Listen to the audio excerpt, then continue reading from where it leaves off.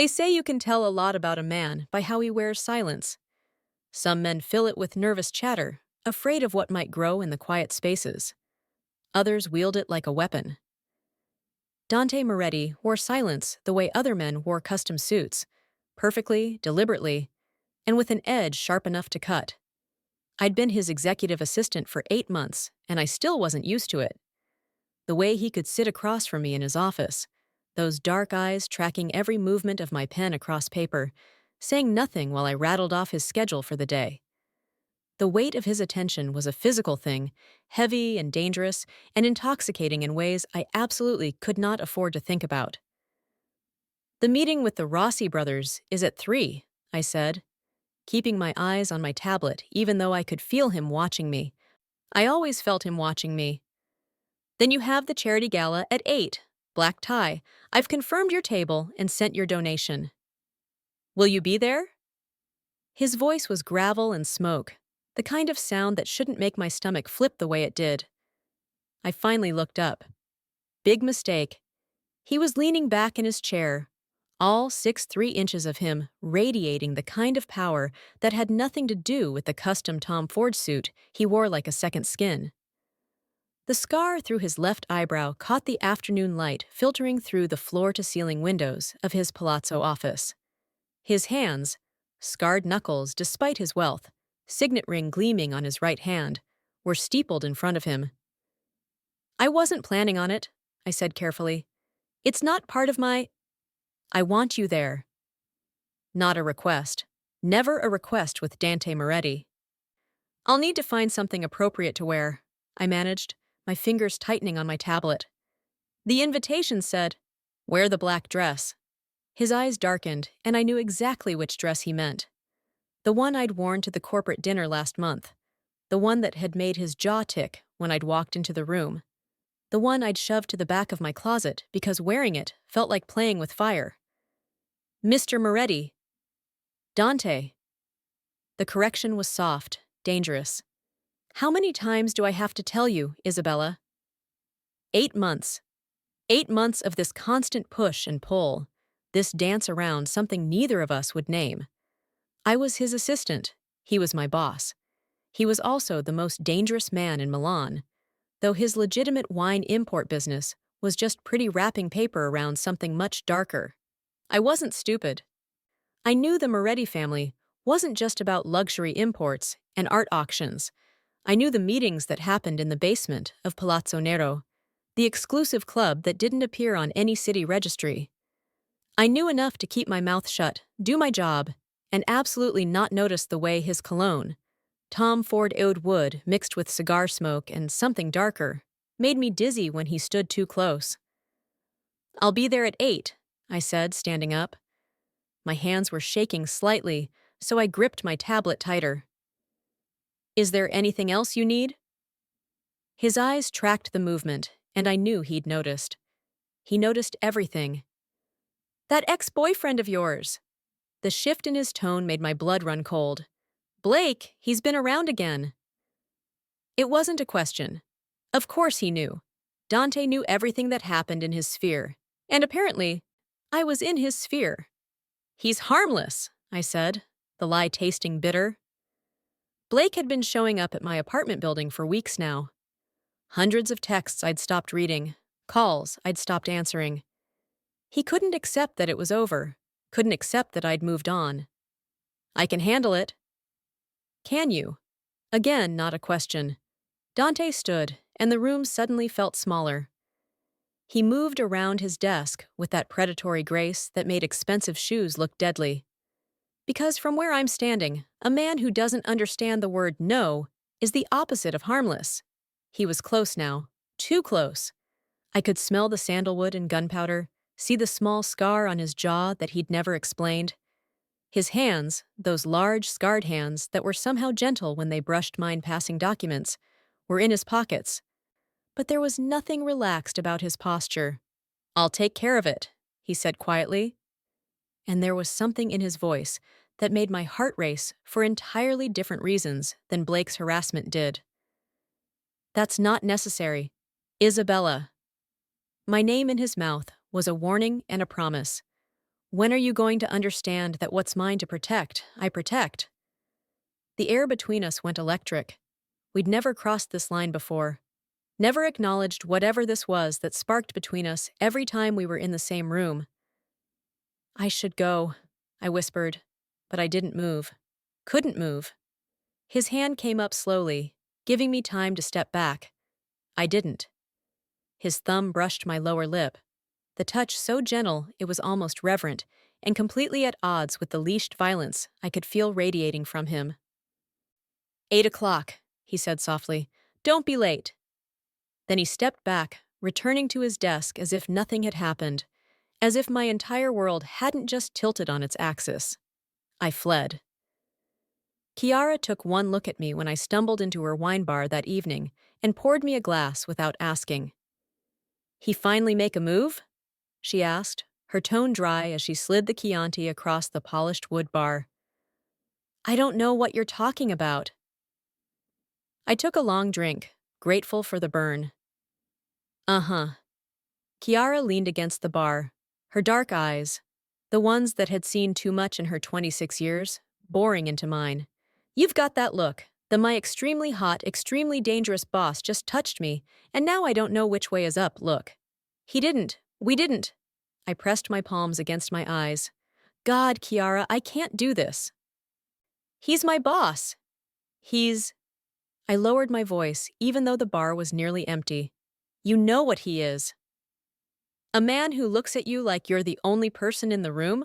Kiara raised an eyebrow. Yeah, I noticed. Everyone notices, Bella. The question is, what are you going to do about it? Nothing. I took another drink. I'm going to do nothing. I need this job. Marco's surgery is in 2 weeks, and I'm still short. My voice cracked. Kiara's expression softened. She knew about my 17-year-old brother, about the car accident that had shattered the bones in his hand, about the specialized surgeon who was his only chance of playing violin again. She knew I'd been working myself to the bone, picking up every extra shift I could find, and still coming up devastatingly short of the $85,000 I needed. How much are you short? She asked gently. 40,000. The number was a stone in my stomach. I've been trying to get loans, but without collateral, without anything to my name. I shook my head. I have 10 days, Kiara. 10 days, and I can't. My phone buzzed. Then again, and again. Blake? I saw you leave his office. You think I don't know what you're doing? You're a whore, Isabella. Sleeping your way up while... You belong to me. When are you going to realize that? Kiara snatched the phone from my hand, her jaw tight as she read the messages. Bella, this is beyond creepy. This is stalker behavior. You need to see... I know. I took the phone back, deleting the messages without reading the rest. But what am I supposed to do? Get a restraining order I can't afford? Blake's father is a partner at one of the biggest law firms in Milan. I'm nobody. I'm just... You're not nobody, Kiara said fiercely. And that man you work for? I guarantee you he wouldn't let anyone hurt you. That's what I was afraid of. The charity gala at the Palazzo Borghese was exactly the kind of event I usually avoided. Too much wealth in one room, too many people who looked through service staff like we were furniture. But I wasn't service staff tonight. Tonight, I was Dante Moretti's guest. I'd worn the black dress. Of course I had. It was simple, elegant, fitted enough to be appropriate, but cut in a way that made me feel powerful. I'd left my hair down, dark waves falling past my shoulders, instead of the professional bun I usually wore. My hands, stained with ink as always, trembled as I applied the lipstick Kiara had insisted I buy. This is insane, I thought for the 1,000th time. This is your boss. This is dangerous. But I went anyway. Dante was waiting in the marble lobby of his building when I arrived. The Patek Philippe on his wrist probably cost more than my yearly salary. His suit was black, perfectly tailored to those impossible shoulders, and when he saw me, everything about him went still. Isabella! My name was rough, almost pained. His driver, Marco, built like a tank and silent as a shadow, opened the door to the black Bentley waiting at the curb. Dante's hand found the small of my back, burning through the thin fabric of my dress. You look.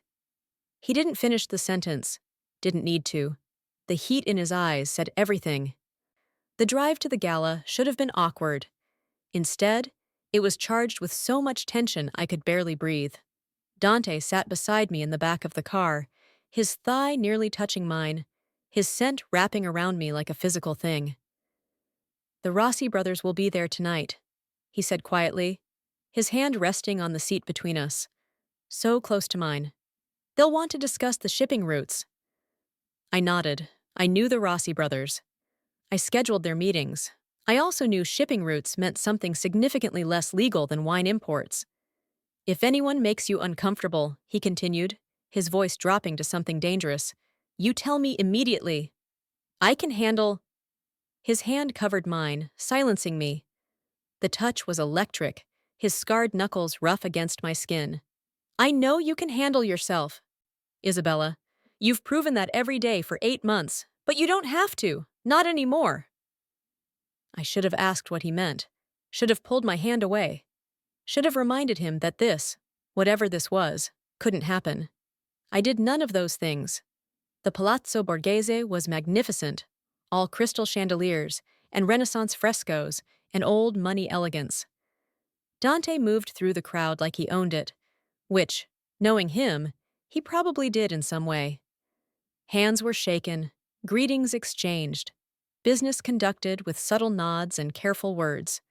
And through it all, his hand never left the small of my back. People noticed. Of course they noticed. Dante Moretti didn't bring dates to these things, didn't show up with beautiful women on his arm. He was always alone, always untouchable, always radiating the kind of danger that kept smart people at a distance. Until tonight. Mr. Moretti! A smooth voice cut through the ambient noise. I didn't expect to see you here with company. I turned, my blood running cold. Blake.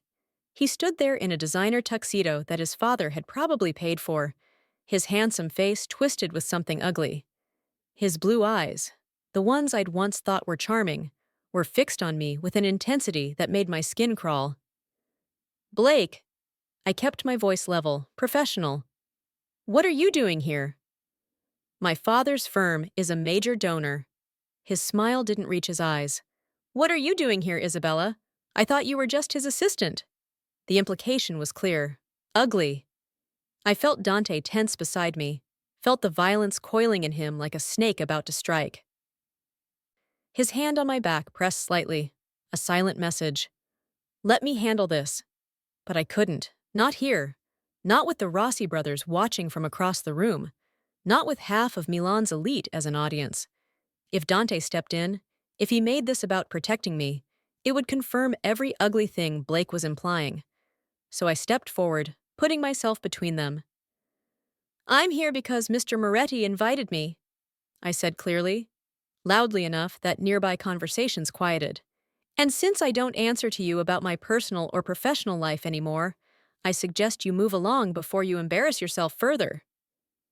Blake's face flushed red. You think you're so much better now? You think spreading your legs for a criminal makes you… He didn't get to finish. Dante moved so fast I barely saw it. One moment he was beside me. The next, his hand was around Blake's throat, slamming him against the nearest pillar, hard enough to rattle the artwork. Choose your next words very carefully, Dante said, his voice conversational despite the murder in his eyes, because they might be your last. The room had gone silent, absolutely, devastatingly silent. Blake's eyes were wide with fear, his face turning purple. I wasn't. You weren't calling the woman under my protection a whore? Dante's smile was terrifying, because it sounded very much like you were. Dante. I touched his arm, felt the coiled muscle beneath the expensive fabric. Please. For a long moment, he didn't move. Then, slowly, he released Blake, who slumped against the pillar, gasping. If I ever see you near her again, Dante said softly, adjusting his cufflinks as if he hadn't just committed assault in a room full of witnesses. They won't find your body, do you understand? Blake nodded frantically. Good. Dante turned back to me, his expression smoothing into something almost gentle. We're leaving. He didn't ask, didn't wait for my response. His hand found mine, and he led me through the silent crowd, past the Rossi brothers' knowing smiles, past the shocked faces, and whispered conversations that would fuel Milan's gossip for weeks. Marco already had the car running when we reached the entrance. I was shaking, couldn't stop shaking. Dante helped me into the back seat, then slid in beside me. The door closed, cocooning us in leather and silence and the lingering scent of his cologne. Are you all right? His hand cupped my face, forcing me to look at him. You just threatened to kill someone, I whispered. In front of everyone? Yes. No apology, no explanation. Why? Because he insulted you. He said it like it was obvious, like violence was the natural response to someone speaking ill of me.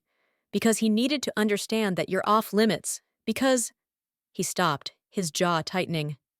Because what? His thumb brushed my cheekbone, and I realized I was crying. When had I started crying? Because you're mine, Isabella. The words were raw, honest in a way that terrified me. And I protect what's mine. I should have argued, should have reminded him that I wasn't his, that I was just his assistant, that this was impossible and dangerous and wrong. Instead, I kissed him. It was desperate and messy and nothing like I'd imagined. His hand tangled in my hair, the other gripping my waist hard enough to bruise, and he kissed me back like a man starving, like I was air and he'd been drowning. When we finally broke apart, both breathing hard, his eyes were black with desire and something darker.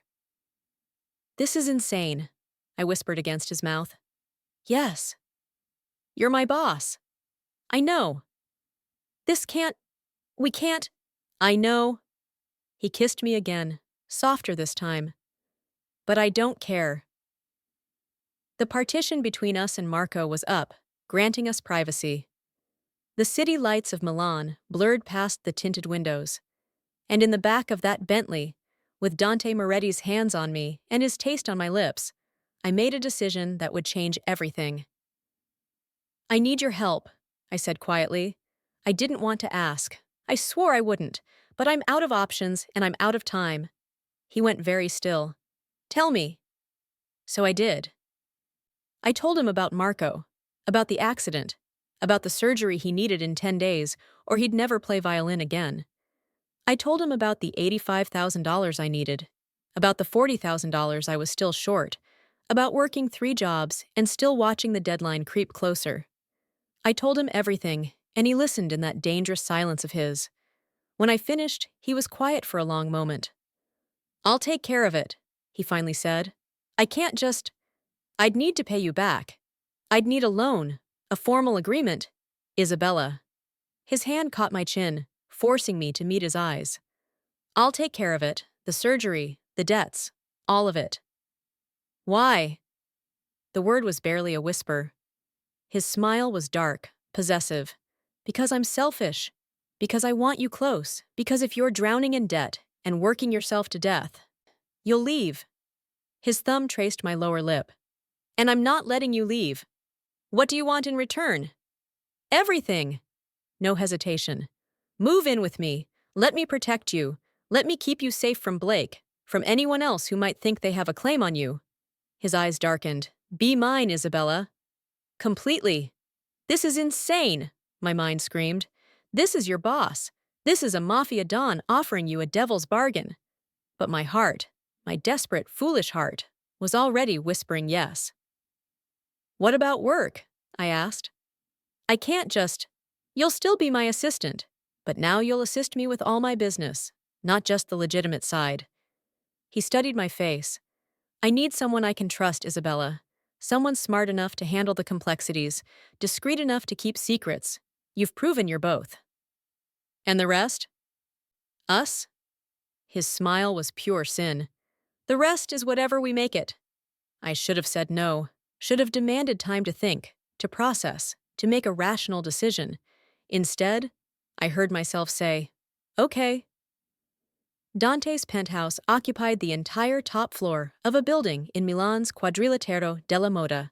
Private elevator, heated marble floors, floor-to-ceiling windows that overlooked the city like a kingdom laid out for conquest. The art on the walls was original. I recognized a Caravaggio that should have been in a museum, and everything smelled like money and danger and him. "Your room is down the hall," he said, leading me through the expansive living space. His hand was still on the small of my back, a touch I was rapidly becoming addicted to.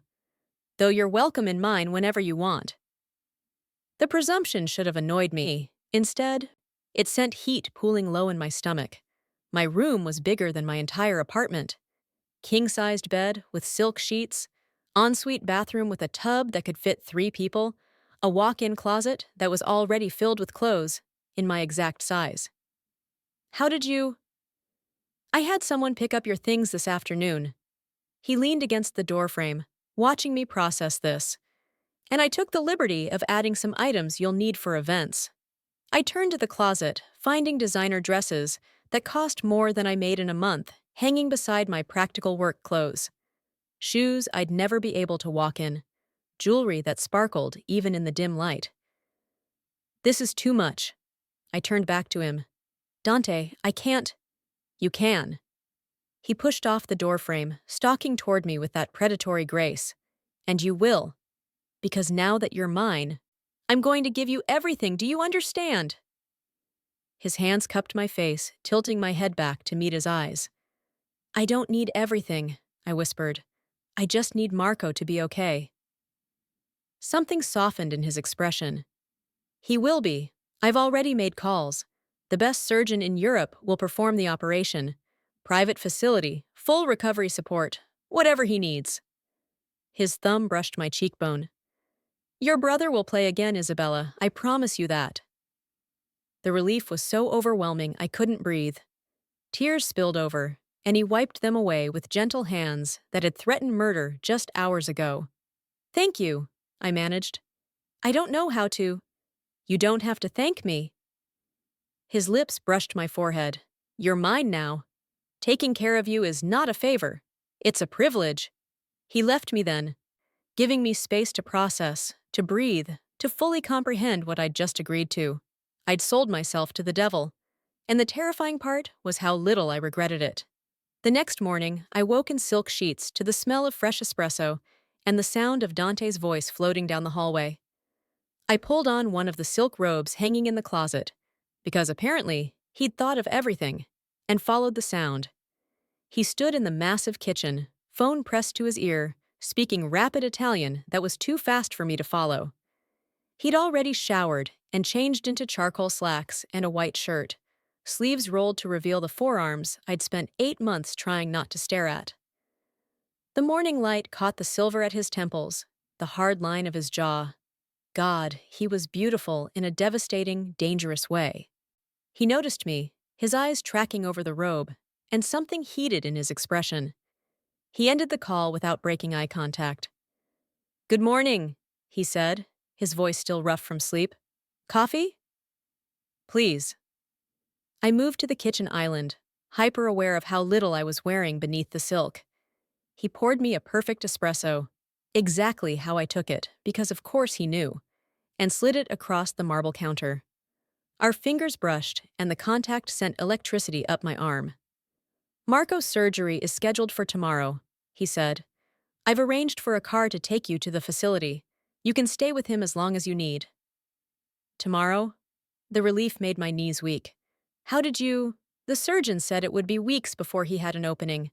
I can be very persuasive." His smile was dark. "Money talks, Isabella. And when money doesn't work, other methods of persuasion do." I didn't ask what those methods were. Didn't want to know. "I need you to understand something." He moved around the counter, caging me against it with his body. Not touching, but close enough that I could feel his heat. "The world I operate in is dangerous. The people I deal with are not good men.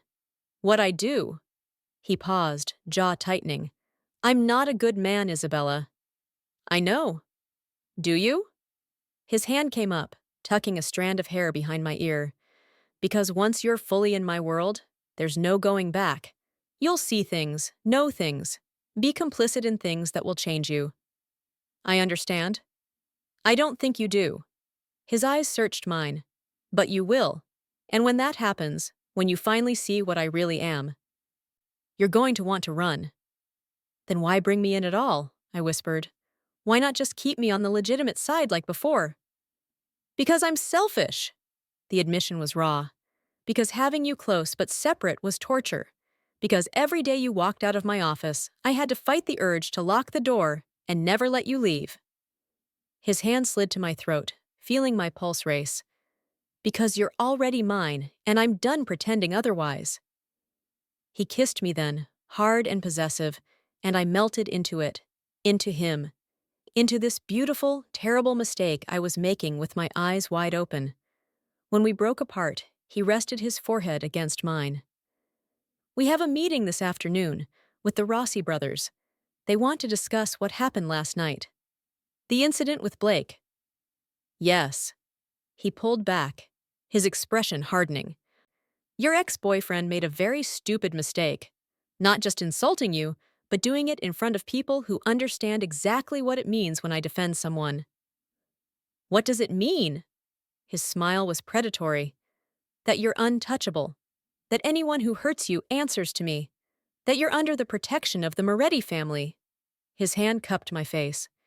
It means you're mine, and in my world, that's an unbreakable claim. The weight of that settled over me. I'd become a pawn in a game I barely understood, marked as Dante Moretti's possession. The terrifying part was how safe it made me feel. The meeting with the Rossi brothers took place in the basement of Palazzo Nero, the exclusive club that didn't officially exist. Marco drove us there in the Bentley, and Dante held my hand the entire way, his thumb tracing circles on my palm that should have been soothing but only made me more nervous. Just stay close, he murmured as we descended the private elevator. Don't speak unless spoken to, and if anything makes you uncomfortable, you tell me immediately. The basement was nothing like the Renaissance elegance above. This was pure power and money and danger. Vaulted ceilings, leather furniture, cigar smoke thick in the air. Men in expensive suits clustered in groups, their conversations dying as we entered. Every eye turned to me. Dante's hand tightened on mine, a silent message. You're safe. I've got you. The Rossi brothers waited in a private room at the back. Alessandro and Matteo, twins in their 40s, built like tanks, with the kind of eyes that had seen too much violence. They stood when we entered, their gazes assessing me with an intensity that made my skin crawl. Dante! Alessandro extended his hand, which Dante shook briefly. And this must be the woman we're threatening Christopher Ashford's son over. Isabella Conti, Dante said smoothly. My assistant. Matteo's smile was knowing. Just your assistant? Is there something you wanted to discuss? Dante's tone went cold. Or did you call this meeting to question my personal life? The brothers exchanged glances. Alessandro gestured to the leather sofa. Sit, please. Dante sat, pulling me down beside him. His arm went around my shoulders, a possessive display that wasn't lost on anyone in the room. We wanted to discuss the implications of last night, Alessandro began, settling into the chair across from us. Christopher Ashford is a powerful man. His firm handles legal work for several families, including the Lombardis. The Lombardis. Even I knew that name. One of Milan's oldest crime families, rivals to the Morettis for generations. Are you suggesting I should have let his worthless son insult what's mine? Dante's voice was deadly soft. We're suggesting you've painted a target on her back. Matteo leaned forward. The Lombardis will see this as an opportunity. If they can hurt her, they hurt you. My blood ran cold. I'd known Dante was dangerous, known his world was violent, but I hadn't fully processed what it meant to be his. It meant becoming a target. Let them try! Dante's hand tightened on my shoulder. I'll destroy anyone who touches her. We're not doubting your capabilities, Alessandro said carefully. We're offering assistance, extra security. Safe houses if needed. The Rossi family stands with the Morettis. A alliance. That's what this was. They were choosing sides, betting on Dante over the Lombardis. Because of me. I appreciate the offer, Dante said, his tone making it clear the discussion was over. But I have everything under control. The brothers didn't look convinced, but they nodded. As we left, Matteo caught my arm. Be careful, Miss Conti. You've stumbled into a war that's been brewing for decades, and wars like this, they don't end well for anyone. In the car on the way back to the penthouse, I finally asked the question that had been burning in my mind. Would they really come after me? The Lombardis? Dante was silent for a long moment. Yes. The single word was a stone in my stomach.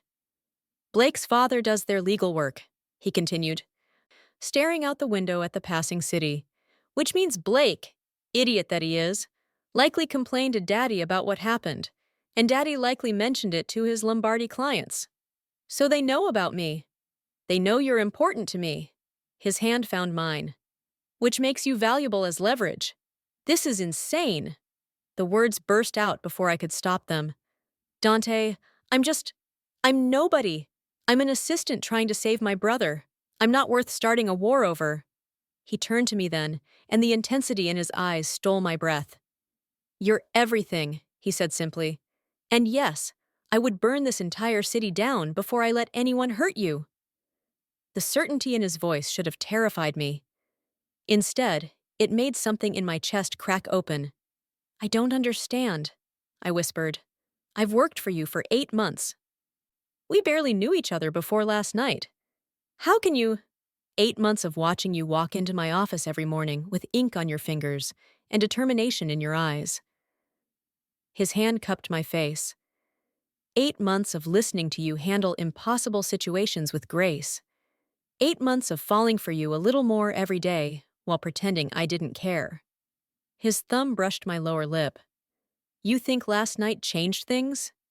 Isabella, I've been yours since the day you told me to reschedule my meeting with the mayor because you double-booked me and I'd just have to deal with it. I remembered that day, my 3rd week on the job. I'd been terrified, certain he'd fire me.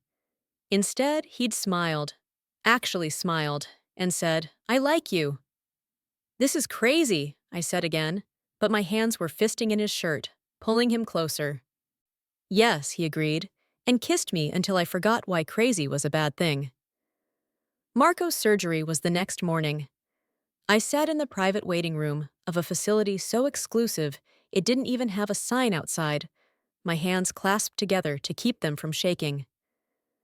Dante sat beside me, his presence a solid, unwavering anchor. He's going to be fine, he said quietly. You don't know that. I do. His arm went around my shoulders, pulling me against his side. I hired the best. I made sure of it. The surgeon, Dr. Ricci, who'd apparently flown in from Geneva just for this, had been cautiously optimistic. The nerve damage was significant but repairable. Marco would need months of physical therapy, but he'd play again. The surgery took 4 hours. 4 hours of Dante holding my hand, bringing me coffee, making quiet phone calls that kept his empire running, even from a hospital waiting room. 4 hours of watching this powerful, dangerous man put his life on hold for my brother. When Dr. Ricci finally emerged, I was on my feet before he finished opening the door. The surgery went perfectly, he said, and I felt my knees give out. Dante caught me, his arms strong and sure. He's in recovery now. The nerve repair was successful. With proper therapy, he should regain full function. Dr. Ricci smiled. Your brother will play violin again, Miss Conti. I was crying, couldn't stop crying. Dante pulled me against his chest, letting me soak his Tom Ford suit, with tears and relief and gratitude so overwhelming it hurt. Thank you, I sobbed against him. Thank you, thank you. Shh. His hand stroked my hair. You don't have to thank me, Isabella. This is what I do for the people I love. The word hung in the air between us. Love. He'd said it so casually, like it was obvious, like it wasn't a bomb that had just detonated in my chest. I pulled back to look at him, and the expression on his face, tender and possessive, and absolutely certain, made my heart stutter. Dante. Don't. His thumb brushed away my tears. Don't say it back because you're grateful. Don't say it because you think you owe me. Say it when you mean it, when you're sure, when you can't hold it in anymore. His lips brushed my forehead. I can wait. The next week passed in a blur of new normalcy. I woke up in silk sheets in Dante's penthouse. I attended meetings in the basement of Palazzo Nero, learning the intricacies of his empire, both legitimate and otherwise. I visited Marco every day, watching him heal, watching him smile when the physical therapist said his progress was remarkable. And every night, I fell into Dante's bed, into his arms, into something that felt dangerously like happiness. But happiness in Dante's world was a fragile thing. I should have known it wouldn't last. It started with flowers. A massive bouquet of white roses appeared at the penthouse entrance one morning while Dante was in a meeting. No card, no explanation. Just 50 perfect roses that smelled like funerals. Who delivered these? I asked Marco, Dante's driver and head of security, who'd intercepted them. His expression was grim. Courier service. Untraceable. He pulled out his phone. I'm calling Dante. It's just flowers, I started. But even I didn't believe it. In Dante's world, nothing was just anything. By the time Dante arrived home 20 minutes later, cutting his meeting short, which told me exactly how serious this was, I'd found the card hidden among the thorns. Beautiful things are so fragile. It would be a shame if something happened to yours. L.L. Lombardi. Dante read the card once, his jaw going tight, then pulled out his phone and made a call I wasn't supposed to hear. I want every Lombardi asset in this city under surveillance by tonight, he said, his voice cold enough to freeze blood. And find out which florist they used. Someone saw something. He hung up and turned to me, his expression carefully controlled. Pack a bag. What? Why? Because you're not staying here until I know how they found this location. His hands cupped my face, forcing me to look at him. This address is buried under 6 shell companies. The fact that they found it means they have someone inside my organization. A traitor, someone close enough to know where Dante lived, close enough to betray him, close enough to put me in danger. Where are we going? I asked, already moving toward the bedroom. Somewhere safe. Somewhere even my own people don't know about. The safe house was a villa in the hills outside Milan, surrounded by olive groves and protected by security measures I couldn't even see.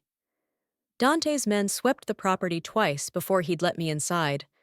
The villa was beautiful, all stone walls and terracotta tiles and views that stretched for miles, but it felt like a prison. How long do we have to stay here? I asked that first night, standing on the terrace while Dante made calls inside. As long as it takes. He joined me, 2 glasses of wine in hand. I have people working on finding the leak. Once we do, once I've eliminated the threat. You mean kill them? He didn't deny it, just handed me the wine and stared out at the darkening hills. This is my life, Isabella, he said quietly. This is what being mine means. Hiding, running, living in fear of the next threat. I'm not afraid. He turned to look at me, and there was something raw in his expression. You should be. I'm terrified. The admission shocked me.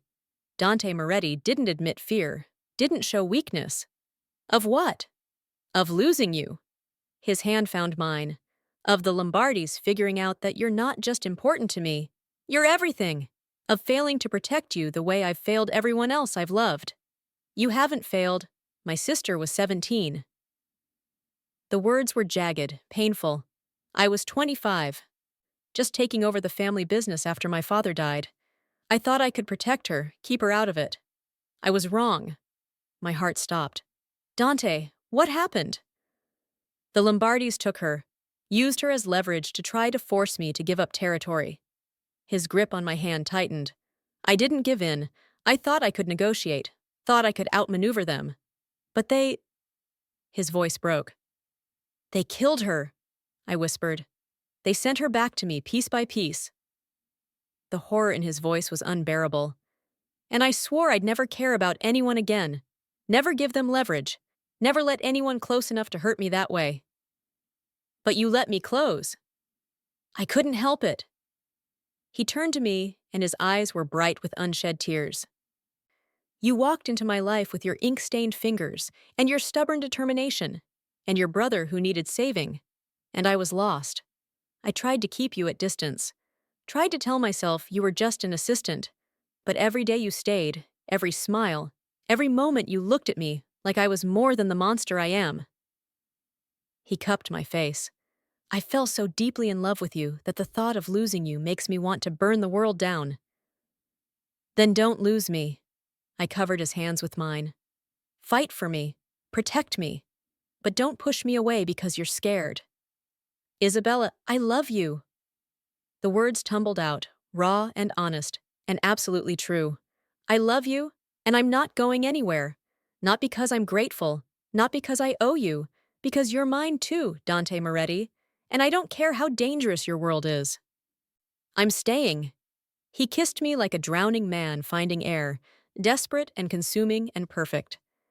And there on that terrace, with the Italian hills sprawling below us and danger circling closer, we made promises neither of us knew if we could keep. We'd been at the villa for 3 days when Blake made his mistake. Dante was in the study on a conference call when I heard the commotion outside. Shouting, gunfire, then silence. I was halfway to the study when Dante burst out, gun in hand, his face carved from stone. "Stay behind me," he ordered. And I'd never heard that tone from him before. Pure command. Pure violence barely leashed. Marco appeared at the top of the stairs, blood on his shirt. "We have a situation." "How many?" "Just one, and you're going to want to see this." We descended the stairs together, Dante's hand gripping mine so tight it hurt. In the villa's grand foyer, surrounded by Dante's security team, was Blake. He looked terrible, bruised, bleeding, terrified. "Isabella!" He tried to move toward me, but 2 of Dante's men held him back. "Isabella, please, you have to listen.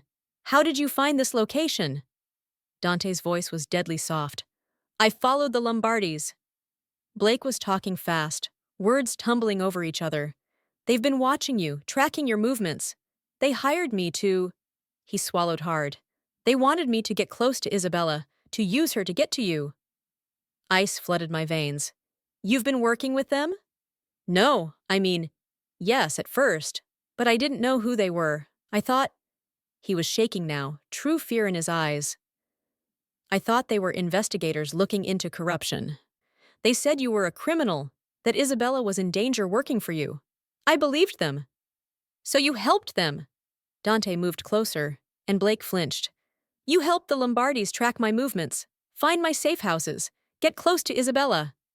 "I didn't know!" Blake was crying now. "I swear I didn't know what they were until yesterday. They told me to—" He looked at me, his expression anguished. "They told me to kill you, Isabella. Said if I loved you, if I wanted you back, I had to kill you." The words didn't make sense. "Why would killing me?" "Because it would destroy him," Blake said, nodding at Dante. "Because you're his weakness. And they knew I'd never do it, but they wanted to scare me, wanted to see if I'd run to warn you." His laugh was bitter. "Which is exactly what I did, like an idiot." Dante was silent, processing this. Then, "How much do they know?" "Everything." Blake's shoulders slumped. "Where you live, where your properties are, your shipping routes, your contacts. I gave them everything, and I'm so sorry." Dante's gun was at Blake's temple before I could blink. "Wait!" I grabbed Dante's arm. He came to warn us. He could have just disappeared, but he came. "He betrayed us first," Dante said, but he didn't pull the trigger. "Because he didn't know what he was doing." I stepped between them, hands on Dante's chest. "Please." "He's an idiot, not a traitor. There's a difference." Dante's eyes met mine, and I saw the war raging in them. The part of him that was a Moretti Don, that dealt in blood and vengeance, and the part that loved me, that might listen. "Give me one reason I shouldn't kill him," he said quietly. "Because I'm asking you not to." For a long moment, he didn't move. Then, slowly, he lowered the gun. Get him out of my sight, he told Marco. Lock him up until I decide what to do with him. As Blake was dragged away, still babbling apologies, Dante turned to me. You have no idea what you just did, he said. I saved a life. You showed mercy to someone who endangered you. His hand cupped my face. Do you understand what the Lombardis will think when they hear I let him live? They'll think I'm weak. They'll think you make me weak. Do you care what they think? I care that they're right. His thumb brushed my cheekbone. You do make me weak, Isabella. You make me want things I can't have. Peace, safety, a life where I'm not constantly looking over my shoulder. Then let's take it from them, I said. The Lombardis. They want a war? Give them one. But do it smart. Do it so thoroughly they never threaten us again. His smile was sharp, dangerous. Us. Yes. Us. I pulled him down to me. I'm in this now, Dante, all the way, so stop trying to protect me from your world and let me help you navigate it. You have no idea what you're offering. Then show me. And he did. The war with the Lombardis ended not with guns, but with information. Blake, motivated by guilt and terror, told us everything. Every meeting he'd had with the Lombardis. Every piece of information he'd shared. Every vulnerability he'd exposed. And Dante, brilliant and ruthless, used it all. He fed false information through Blake back to the Lombardis, led them into traps, exposed their operations to authorities, turned their allies against them. Within 2 weeks, the Lombardy Empire was crumbling. I watched it happen from the villa, learning the intricacies of this dark world I'd chosen. Dante taught me how to read his ledgers, how to spot inconsistencies, how to manage the legitimate business that funded everything else. He taught me how to be his partner in every way that mattered. The final blow came on a rainy Tuesday morning. Dante walked into our bedroom, where I was reviewing shipping manifests, and kissed me softly. It's done, he said. Done? Antonio Lombardi surrendered his territory this morning. The family is fractured, their leadership arrested or dead, their assets seized. He sat beside me on the bed. You're safe now. The relief was overwhelming. And Blake? I'm letting him go. At my surprised look, he smiled. You were right. He's an idiot, not a traitor. And more importantly, he gave us the information we needed to end this. He tucked hair behind my ear. You saved his life twice, Isabella. First, when you stopped me from killing him, and again, when you convinced me to use him instead. What will happen to him? He's leaving Milan. Leaving Italy, actually. I suggested Australia might be nice this time of year. His smile turned dark. Far away from both of us. I should have felt sorry for Blake. Instead, I just felt free. So what now? I asked. Now? Dante pulled me into his lap, and I went willingly. Now we live. Now I take you to all the places you've never been. Now I watch your brother recover and play violin again. Now I wake up every morning with you beside me and remember what happiness feels like. That sounds perfect. I kissed him softly. But you're forgetting something. What? You still haven't made an honest woman of me. His laugh was surprised, delighted. Are you proposing to me, Isabella Conti? I'm suggesting that if you're going to keep calling me yours, you might want to make it official. I pulled back to look at him. Unless you're not the marrying kind. For you? His hands framed my face. I'd marry you tomorrow if you'd let me. Tomorrow's too soon. I need at least a week to find a dress. A week, then. His kiss was deep, claiming, perfect. Though I'm warning you now, I'm not letting you out of my sight long enough for you to change your mind. Good, I whispered against his lips, because I'm not going anywhere. We were married in a small church outside Milan, with Marco as my only guest besides Chiara. Dante wore a black Tom Ford suit that made him look like sin incarnate, and I wore a simple white dress that cost more than my childhood home. The priest who married us didn't ask questions about the armed men outside, or the fact that half of Dante's guests had criminal records. He just performed the ceremony and took the generous donation to his church's restoration fund. When Dante kissed me as his wife for the first time, I tasted expensive wine and forever. At the reception, held at the villa that had been our prison and was now our sanctuary, Marco pulled me aside.